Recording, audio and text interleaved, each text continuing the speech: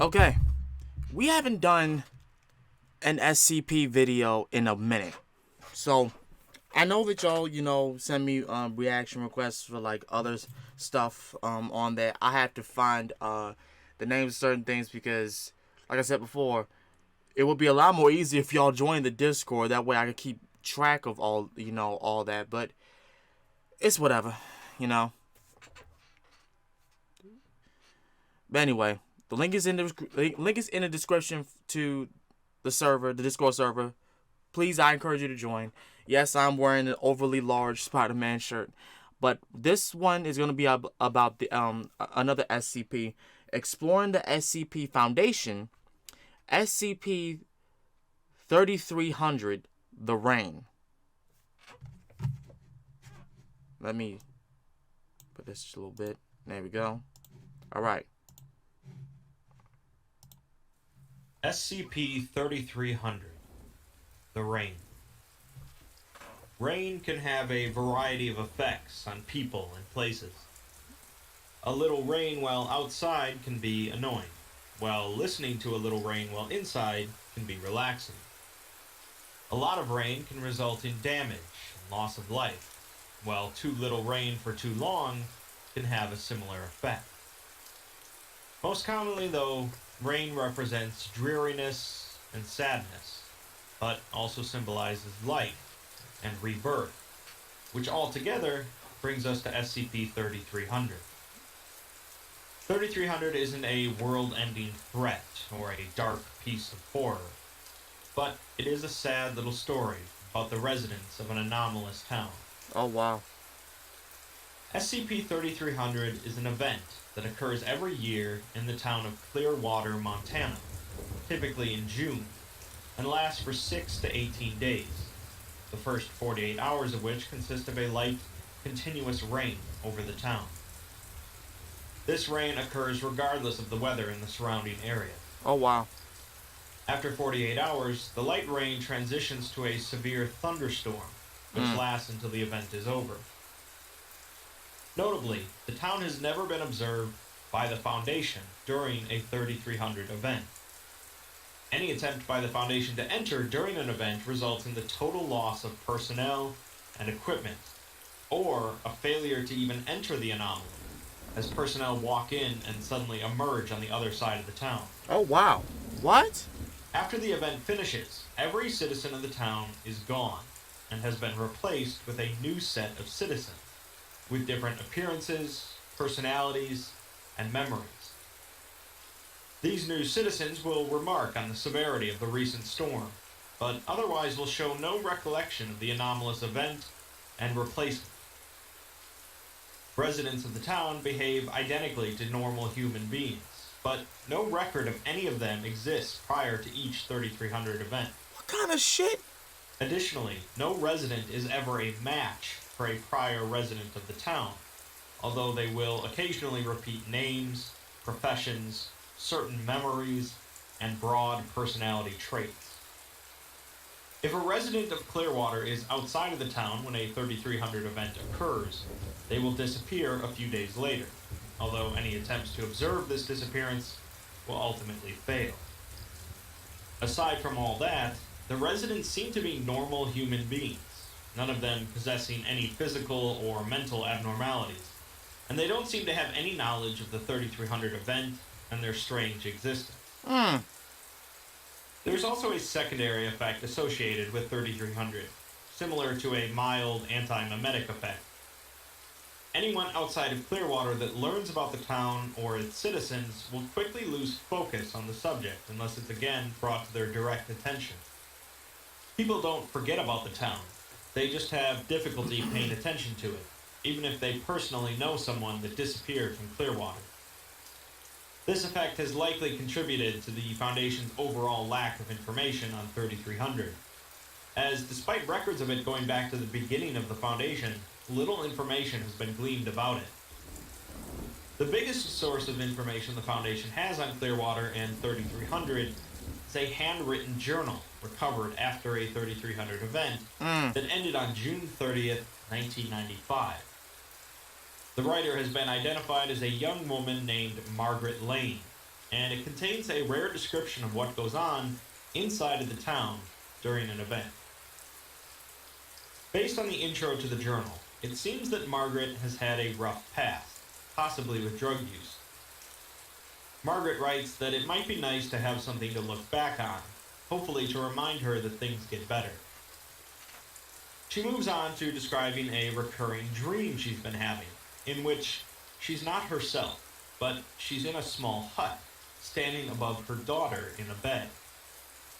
Her daughter is ill, with red, blotchy skin, and she prays in the dream that the disease won't take her.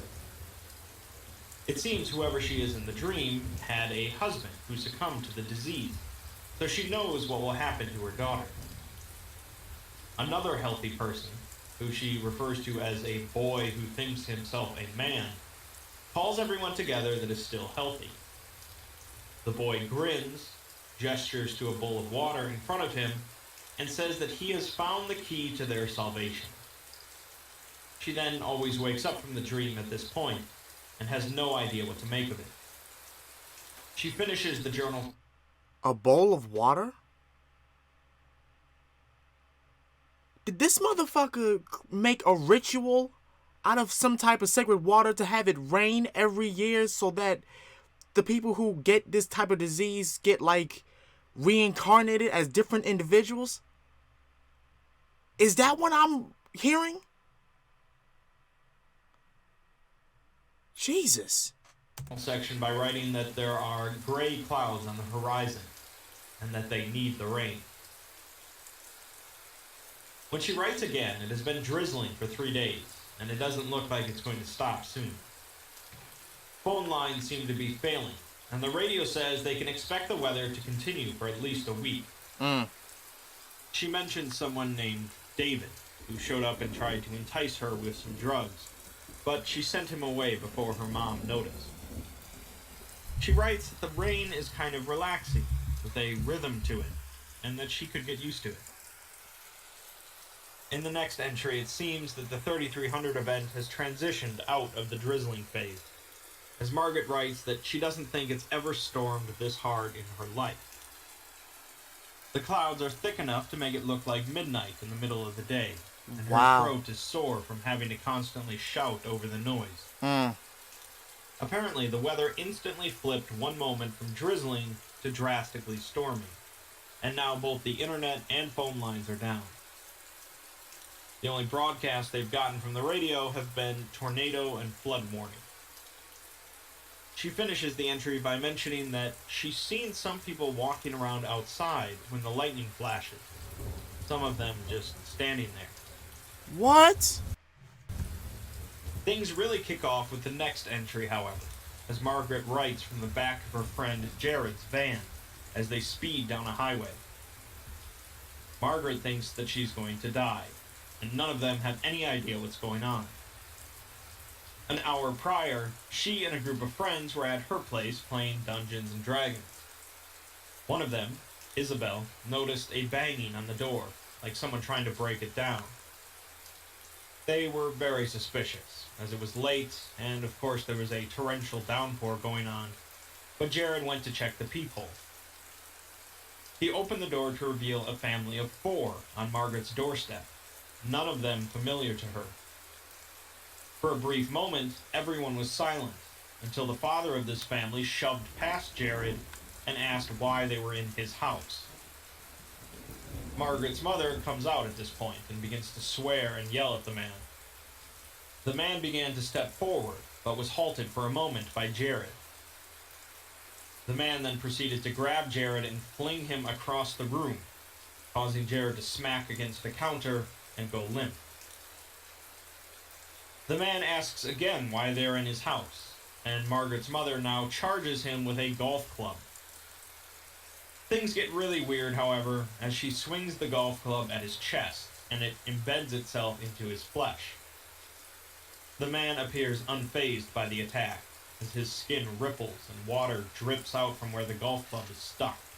I know what happened. I already know what happened. The people who had did the ritual that had gotten were about to be diseased with that illness and whatnot.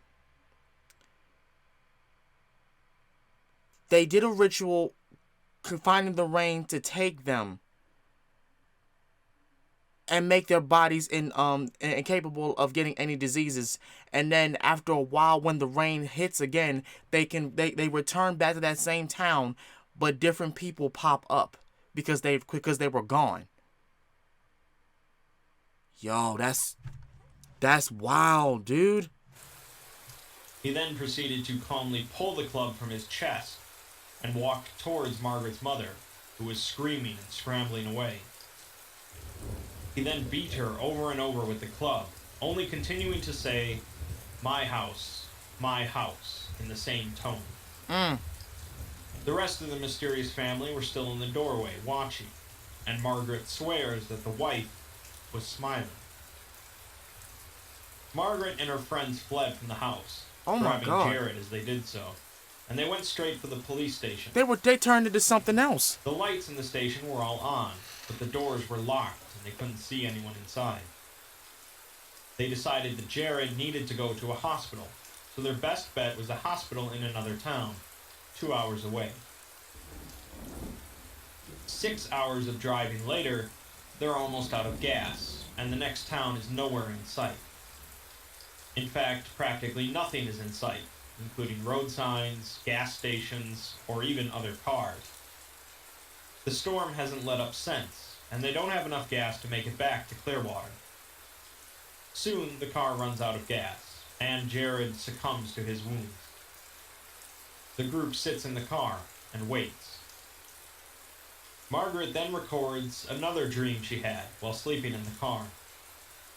It continues where her last dream left off, as she stands ankle-deep in a vast river, holding the corpse of her daughter. Her daughter is nigh unrecognizable due to the disease, with her hair fallen out and her skin covered in black scabs. For some reason, however, when she looks at her deceased daughter, she feels hope instead of sorrow. She places her daughter in the river, and the body drifts on the surface until the water engulfs it. Her daughter's body becomes a part of the water, and she knows that her daughter will be taken to the sea, where she can be at peace. She then turns and wades back to shore, where she finds the diseased body of her husband and the other survivors. Each survivor is in a similar situation, holding on to the bodies of their children, families, and friends. Each body is taken into the river until only the 18 survivors remain. Margaret wakes up then to the sound of Jared evaporating. Steam fills the car as the group scrambles around Jared's body, and Margaret sees that his corpse is boiling, bubbles writhing and popping across his skin.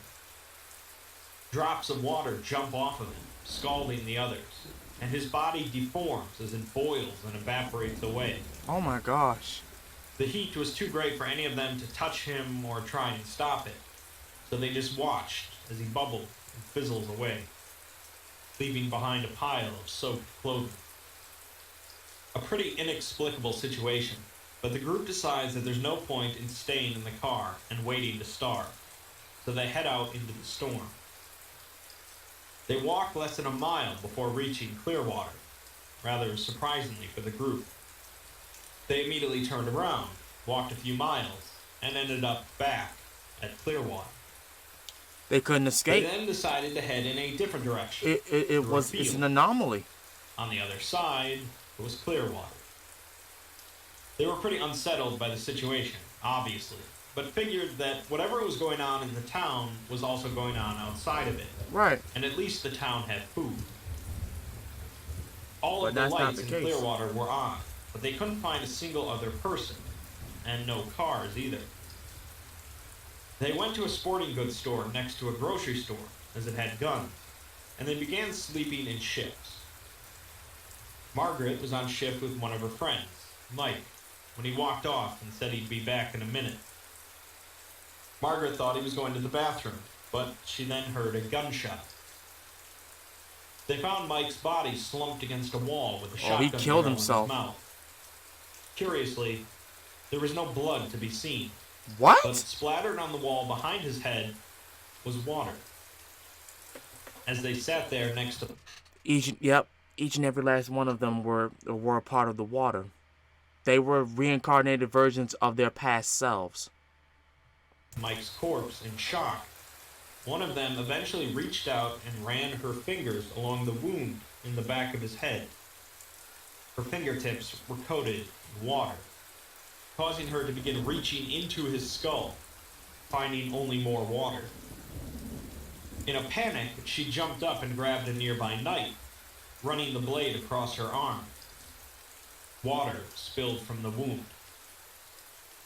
They are then drawn to the windows of the sporting goods store, where they see hundreds of people outside, filling the street and standing in the rain. What? Margaret doesn't recognize any of them, but they are surrounding the building. Soon, one of Margaret's friends leaves the building, and Margaret reflects that she thought she should have done something to stop her, but couldn't, like the thought process was being blocked. As soon as she was outside, the people shifted to allow her through, and she vanished into the dark. The last thing she said before she left was, "I don't want to go back." Margaret has one last dream, in which she has become the storm. She screams out as wind whips her and the frozen rain bites at her skin, except she doesn't have a body. Every second, she rips herself apart and reforms until she is scattered over miles of this storm, Wow. trapped. Around her, she hears the screams of the other survivors from her village, each part of the storm as well. They struggle against it, but the storm can't be broken. Eventually, she falls, rushing to meet the ground, and for a moment, she is embraced by the earth. She feels dirt beneath her feet, the sun on her skin, and crisp air in her lungs. But then, the storm steals her again, pulling her back into it. Margaret wakes up again to find herself alone in the sporting goods store. Her last friend is gone, and there is only a puddle on the floor where she was. Wow. Margaret writes that she believes the rain is speaking to her, and she doesn't know what it's saying, but it's growing louder. She knows what it wants her to do. It wants her to rejoin it, because she is the storm's child. The strangers are all still outside, watching and waiting. Margaret knows that there's only one way this can end, whether she starves, or kills herself, or walks outside. She finishes her journal by writing, "The water is eternal. The water will remain no matter how polluted it becomes. At the end, we all become rain. I don't want to go back." If you haven't quite pieced it together, the people of Clearwater are not exactly people. They're not. In the normal sense. Most of the time, for all intents and purposes, they are, as the Foundation can't find anything anomalous about the citizens themselves. During the 3300 event every year, however, something changes, and every resident of Clearwater dies by being turned back into the water that makes up this anomalous storm. At the same time, this anomalous storm spits out a new set of people Yeah. who believe that they have lived in Clearwater their entire lives. Yeah. Thus, the weird family that wondered why these people were in their house. The new set of people aren't really normal either during the event, obviously. But once the event is over, they have no memory of being spit out in the storm. Ultimately, this storm is creating new, functional human beings that believe themselves to be as normal as the rest of us until the next year when their existence comes to a crashing halt. The implication of the dreams, however, is that this storm and the 3300 event is the result of a ritual from some point in the past, when a village attempted to save themselves from some horrendous disease. Yeah. The villagers did indeed save themselves, in a way, by becoming a part of a storm, but it has resulted in the continual and tragic loss of life, even if you don't consider these people to be real human beings. On the surface, SCP-3300 is about the rain and a weird event in a small town, but in the end, it's more of an existential piece about the inevitability of our passing and the lack of meaning in our lives. Contemplation about the fleeting nature of life can have a variety of effects on a person, from dread to comfort, making it not that dissimilar to rain. Yeah.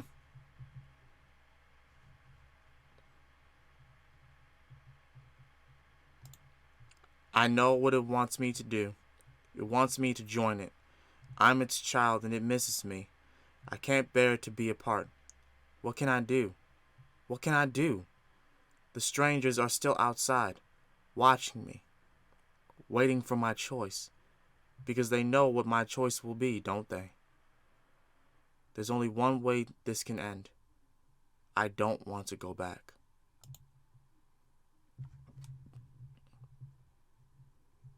Damn, that was powerful.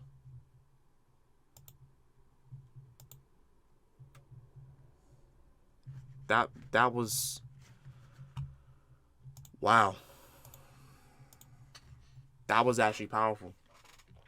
But yeah, I was right at the end of it. They literally just did a ritual to ensure that despite their ongoing disease, it wouldn't hurt them anymore. And if they do die, they'll just get reincarnated over and over and over. But the problem is, the rain is making the choice to yearly take them back and re-put them with new memories, different, a totally different person being. Even though it's literally the same person, but they've been spread out and changed into different types of people. That is insane. But anyway, you guys, yeah, this SCP stuff is interesting. It's very, very interesting to me, especially stuff like this. I love stuff like this. Well, with that being said, I'm gonna get up out here. Thank you guys so much for watching this. Leave a like, comment down below what you thought about this. As such, this has been Master Ryo Sakurai, and I'll see y'all again next time. I'm out. Peace.